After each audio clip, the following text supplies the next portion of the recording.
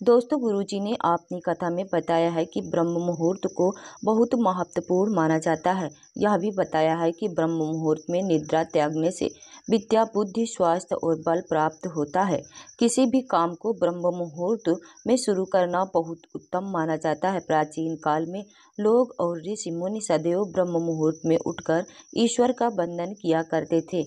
घरों में भी बड़े बुजुर्ग लोग सुबह ब्रह्म मुहूर्त में उठकर स्नान आदि कर ईश्वर का नाम जपने बैठ जाते थे। ब्रह्म मुहूर्त में न केवल शास्त्रों की दृष्टि से बल्कि आयुर्वेद और आधुनिक चिकित्सा पद्धति में इस समय को भी बहुत महत्वपूर्ण माना गया है।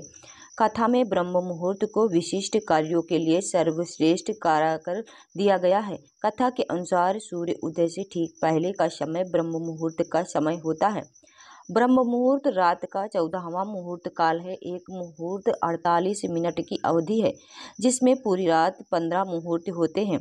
सूर्योदय का समय भौगोलिक स्थिति और वर्ष के अनुसार हर दिन बदलता रहता है और ब्रह्म मुहूर्त का समय इसके साथ बदलता रहता है। कथा के अनुसार ब्रह्म मुहूर्त में जागने से व्यक्ति रोग मुक्त रहता है और आयु में भी वृद्धि होती है। ब्रह्म मुहूर्त में उठना, शुभ कार्य करना आपको लाभान्वित कर सकता है, लेकिन इस समय कुछ कार्य हैं जिन्हें वर्जित माना गया है। इन कार्यों को करने से आपके शरीर को रोग घेर लेते हैं और आपकी आयु में कमी आती है। तो चलिए जानते हैं ब्रह्म मुहूर्त में आपको किन 2 शब्दों को ऐसे बोलना है कि भगवान स्वयं आपकी इच्छा पूरी कर देंगे। दोस्तों, वीडियो में आगे बढ़ने से पहले वीडियो को लाइक और चैनल को सब्सक्राइब जरूर कर दें। चलिए वीडियो में आगे बढ़ते हैं। दोस्तों, सबसे पहले जानते हैं कथा के अनुसार ब्रह्म मुहूर्त में क्या नहीं करना चाहिए। नकारात्मक विचार, बहस, वार्तालाप, संभोग, नींद, भोजन, यात्रा, किसी प्रकार का शोर आदि नहीं करना चाहिए। यह देखा गया है कि बहुत से लोग इस समय जोर जोर से आरती, पूजन पाठ आदि करते हैं। कुछ तो हवन करते हैं। यह अनुचित है। इससे वे खुद को और दूसरों को संकट में डाल देंगे।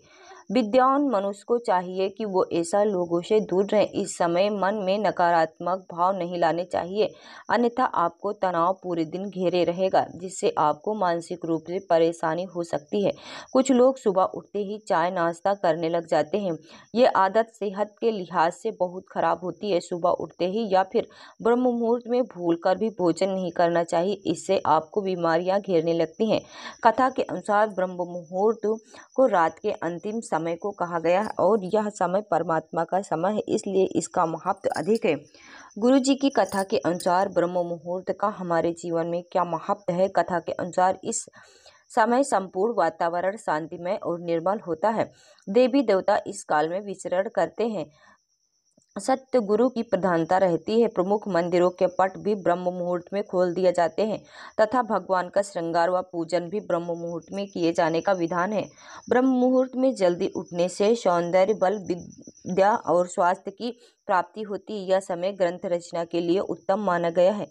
वैदिक शोधों से ज्ञात हुआ है कि ब्रह्म मुहूर्त में वायुमंडल प्रदूषित रहित होता है। इस समय वायुमंडल में ऑक्सीजन की मात्रा सबसे अधिक होती है, जो फेफड़ों की शुद्धि के लिए महत्वपूर्ण होती है।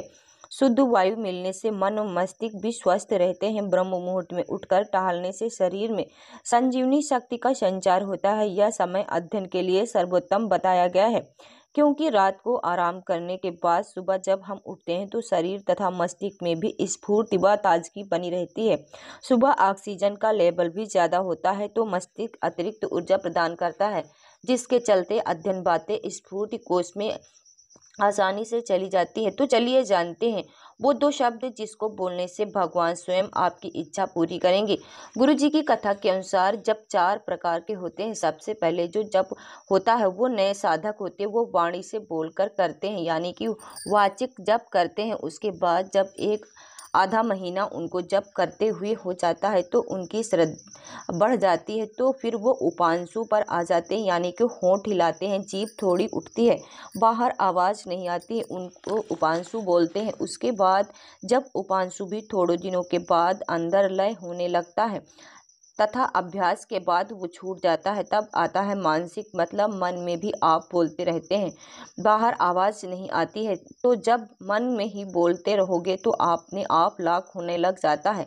फिर आपके अंदर सबसे सर्वोत्तम श्रेणी का जाप होता है, वो होता है अजपा। अजपा का मतलब होता है जो आपने आप में हो रहा हो। जिन मनुष्यों ने पिछले जन्मों में यहाँ तक की भक्ति कर रखी है वो सीधा अजपा कर लेंगे, लेकिन हर कोई नहीं कर पाता।